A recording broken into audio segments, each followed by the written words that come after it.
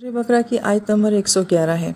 अल्लाह ताला फरमाते हैं वकालू, और वो ये कहते हैं लन यदखुलल जन्नता, कि जन्नत में दाखिल नहीं होगा इल्ला मगर मन काना हूदन, जो यहूदी होगा, और नसारा या फिर नसरानी होगा।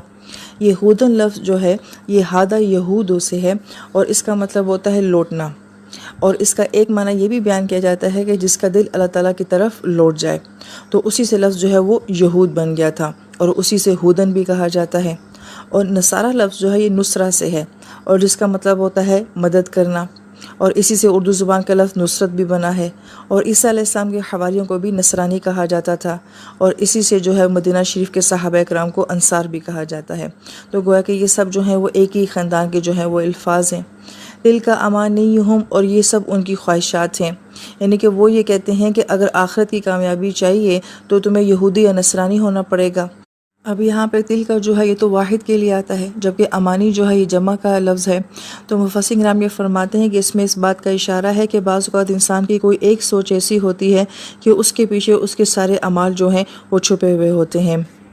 लिहाजा ये लोग कहते थे कि हम भी खुदा को मानते हैं इसलिए कि हम यहूदी हैं, हमारा दिल अल्लाह ताला की तरफ लौटने वाला है। नसरानी जो है वो अपने आप को अल्लाह ताला का महबूब कहते थे कि हम भी अल्लाह ताला को मानते हैं। तो गोया कि इसके पीछे वो अपनी सारी शख्सियत को और बाकी सारे अकायद को जो है वो छुपाने की कोशिश करते हैं। जिस तरह से ये उम्मत क्या कहती है कि मैं उम्मती हूँ, मगर सिर्फ अपने आप को उम्मती कहला के और नबी अलैहिस्सलाम की शफात का नाम लेके ये बाकी सारे अमाल से अपनी जान छुड़ाने की कोशिश करती है।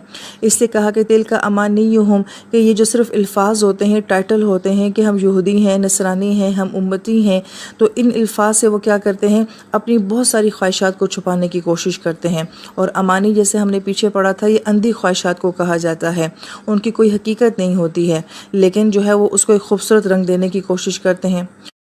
तो कुरान जी कहता है कुल नबी सल्लल्लाहु अलैहि वसल्लम फरमा दीजिए हाथु बुरहानकुम, अपनी दलील लेकर आओ, इनको तुम सादिकीन, अगर तुम सच्चे हो।